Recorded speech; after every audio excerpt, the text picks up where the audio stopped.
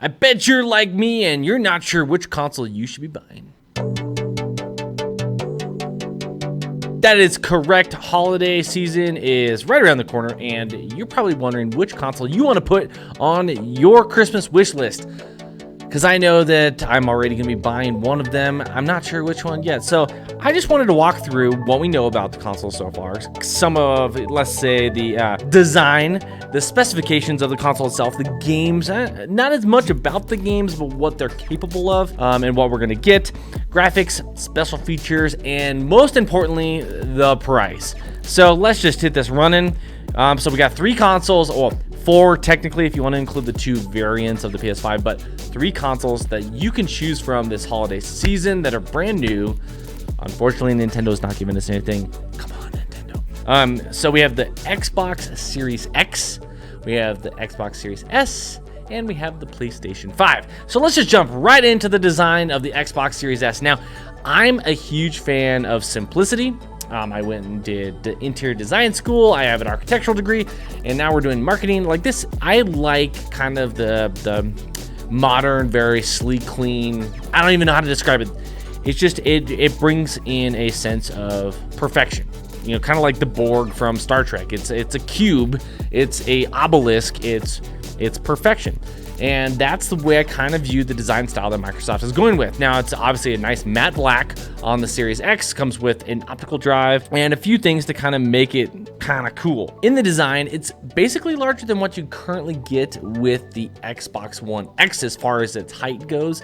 It is obviously extremely wide, but being a cube, it's not too bad. It's going to include 3 USB 3.0 Type A ports, so the larger ones. I wish it was Type C. Everything's going Type C. Why don't we at least get 1 Type C port? Come on, Microsoft. HDMI 2.0. That way it's going to support 4K at 120 frames per second. Yes, that's right. And 8K at 60 frames per second. That is actually really exciting news when it comes to kind of just visuals and graphics as well.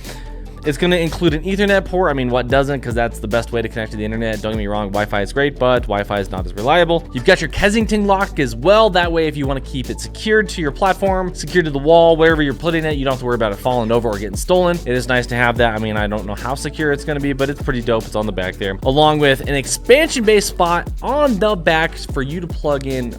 Right now, it's going to be proprietary 1 terabyte Microsoft SSD drives to expand your console. I'm sure they're going to add in 2 terabyte, 3 terabyte options as the years go on, but it is great to see that expansion capabilities along with a Blu-ray disc player on front for those of you that still like to actually use real discs. I haven't used mine in months. So now we're going to jump to the Series S. Now again, Xbox's second lineup, as you can see, much smaller than the Series X. I actually really like it. I wish I had brought my PS2 today because it literally is about the size of a PS2. So if you like the PS2 and its form factor and everything, you're gonna really like the Series S. Again, nice obelisk, a nice simplistic design, white, matte, a little bit of black, a little bit of color, splashed it on those controllers. Doesn't need anything more. It's really worth it. Now the cool part is you're gonna get a lot of the exact same features as you did the X. You're gonna get 2 USB ports that we know of so far, along with your HDMI 2.0 output, an expansion drive on the back, so you're not gonna miss out on that capabilities just by going with the lower model. And you're gonna have the same connectivity you get with all the controllers and peripherals. So really just size-wise, again, not talking about internals, as far as the looks go, it comes down to what you like more. A little more of a white rectangle or a black cube tower, whatever you ever want to call it. So yeah, let's jump to the PS5. So the PS5, if you didn't know, with its 2 variants, is the tallest game system ever made, a game console, I should say, ever made. That is right. When you stand up all the consoles in the same orientation, the PS5 is the tallest one out there. It doesn't look like in these pics. These pics look gorgeous, like it's very futuristic, but it is huge. And we all thought that the PS3, when it first came out, was huge. This is ginormous. The cool part is they hide a lot of those features with the white kind of futuristic shell that's wrapping it, with the black accent and the LED lighting that is going to be primarily blue when you're playing, but it is speculated that that LED lighting is going to change colors just like the PS4, depending on what error codes and whatnot are being thrown at that period of time. So between, like, what is it, purple, yellow, amber, orange, red, all those different colors are going to show up on your console as well. I guarantee you some people are going to figure out how to hack it, and we're going to have a bunch of like cool RGB stuff going on, so that'd be neat too. You're gonna get very similar stuff out of the PlayStation 5 as well as you did the Xbox. You have your power supply output, you're gonna have your Ethernet cable, you're gonna have your HDMI 2.0, but you are gonna get USB-C. Yes, at least two. We're thinking 2 ports of USB-C. We have one on the front and a one USB-A 3.0 on the front as well. We have not completely seen the back yet. We don't have a very good rendering of what exactly we should expect back there, but no worries. We know that it's gonna be worth it. The cool part is when it comes to expandable storage, you are not limited to what, let's say, Sony wants you to use. Now, they do want you to use something very specific, but you don't have to use their first-party proprietary expansion kind of drives. You can use an external SSD drive itself, but you're gonna have to use ones that meet the spec requirements, which are actually really high, that Sony puts in place. But overall, I mean, really just gorgeous form factor. If I'm gonna talk about just the way they look, I am torn because this is a great looking console. I personally, I'll go out of the way, I prefer the all digital edition just for the fact that it doesn't have that weird bump for the drive itself. It looks better without the drive bump. They could have figured out a way to integrate it a little bit more. It's a toss up. It's not a really big deal. So if you're choosing between looks, honestly, that is hard to say which one to go with. I'm not going to tell you what to do as far as looks goes. I am in both camps when it comes to PlayStation or Xbox. So we'll move from there. So the specs on the Xbox Series X are 8-core AMD processor, 4th gen Zen 2 processor, which is also being utilized in computers today. It is clocked at 3.8 gigahertz. It is also paired up nicely with the NVIDIA Navi RDNA 2.0. It's actually a 52-core graphics processor. Like, that is crazy. Operating at 12.15 teraflops. 12 teraflops of computing power out of that GPU. That is just really cool. Paired nicely with a 16 gigabytes of GDDR6 RAM. And includes SSD flash storage on the inside, and like I said earlier, it also has the ability to add an additional terabyte of SSD storage as well. This also changes things up with the Series S. So the Series S is also going to run the same 8-core processor, but the GPU is where you're not going to get quite the performance as well. So the GPU, it's going to be running as AMD RDNA 2 GPU at 20 computing units or cores essentially within it, and you're only going to get a max of 4 teraflops of computing power, which, by the way, is still more than the Xbox One X. So you're getting a huge jump from our current generation consoles to the next gen. RAM is going to be cut back. Instead of 16, we're only getting 10, but that's still okay. It's going to operate nice and smoothly at 10. And instead of a native 4K, its target goal of operating at is 1440p at 60 frames a second. Now, don't be wrong, it's not bad. Most people will never know. It is upscalable to 4K. And again, I'm curious to see how it actually looks native versus upscaled.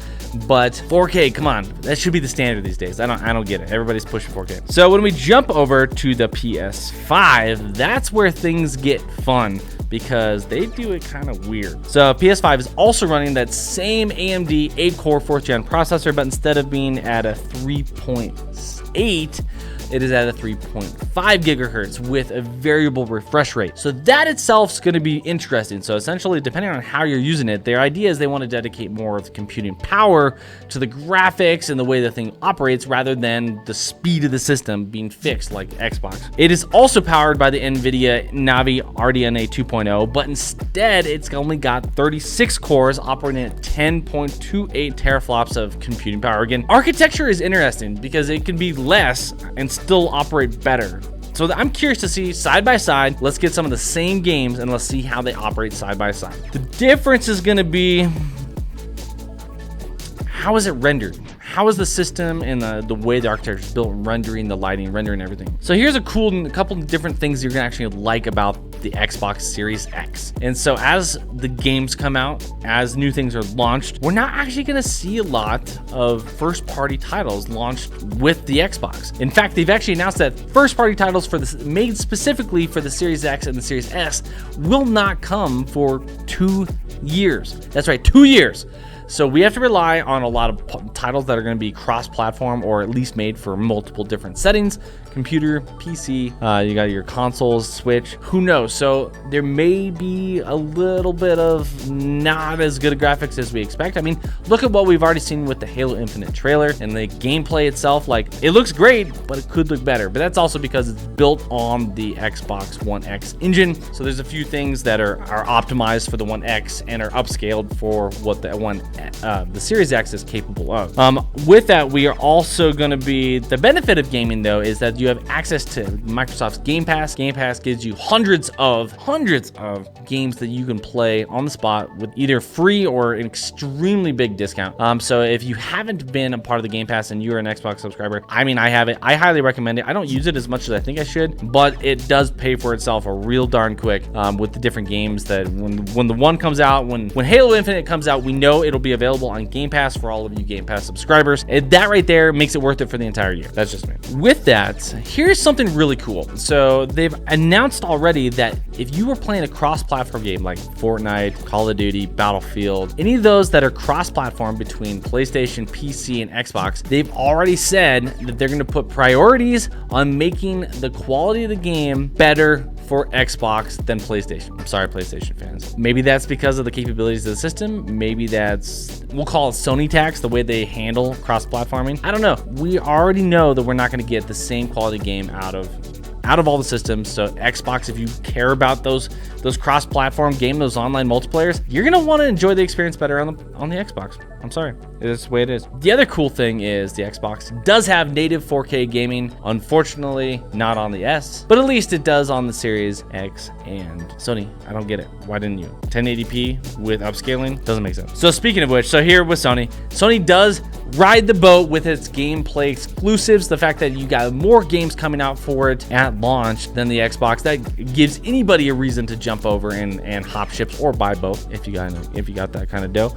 So the downside, like I just said, is I don't know why they're not building it to the architecture of the system. Like what we saw with Spider-Man, it's amazing. It looks so good, but it's actually not playing at if you want to play at 4K, you don't get the higher frame rate. You only get 60, maybe 60. Said it's between 30 and 60 depending on the moment, which again, just we want it to look good. If you want 60 guaranteed, you can't play at 4K. I don't understand. So maybe that's just some of the things we're gonna have to figure out with the PlayStation. Did PlayStation do it right this time? A few last things in here I wanted to kind of denote is the controllers gonna be amazing. Both controllers. So with the PlayStation controller here, not only do we have the touchpad on top, we're also gonna get haptic feedback. It's like your smartphone inside of a controller. Isn't that going to be cool as you're running across environments and the controller does and reacts and it vibrates in weird ways? They're like, this is sweet. It brings you as a player into the game a lot further. I'm cool with that. Other than that, though, it's just a dramatically big design change.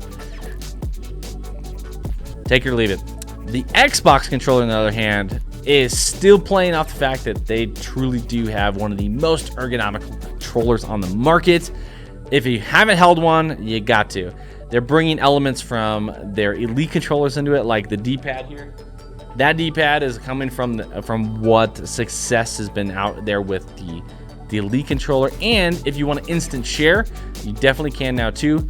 But the one thing that Microsoft has been spending a ton of time and attention on is reducing the latency between your controller inputs and the console itself. That right there changes the game because real gamers are hardwired in. And they're claiming that this new controller can be good enough for professional gamers using a controller. I mean, that's pretty cool. I like it. Well, thank you so much, everyone, for watching today. Which console should you buy? Honestly, if you're not a camper and you don't care about what camp you are playing in, it's a really tough call because there's so many different options available for you and so many ways you could look at it. If you purely look at it from the ability to play the games you like, because a lot of people play online multiplayers, I would say lean towards the Xbox. You're going to get the better gaming experience, you're going to get the better game quality as far as graphics goes and visibility, and you're going to have two different options of systems, whether you want to go with the slightly cheaper one or the more expensive one, or go with the PlayStation because you got more exclusives. That's a tough call. Price as well does factor in. As you guys have seen, the PlayStation 5 is starting at $399 for the all digital, and $499 for the one with the disc. Very similarly priced to what we got going on with Microsoft. They've got the $499 with the Series X, but you can have just as good of a time with the Series S and save yourself some money. I'm Evan. This has been Permission to Game. Thank you so much for following today. If you're watching on YouTube, hit that subscribe button below and the notification bell in the corner. If you're on Facebook, definitely comment below, share, give me your 2 cents, and I'll see you guys next time on another episode of Permission to Game.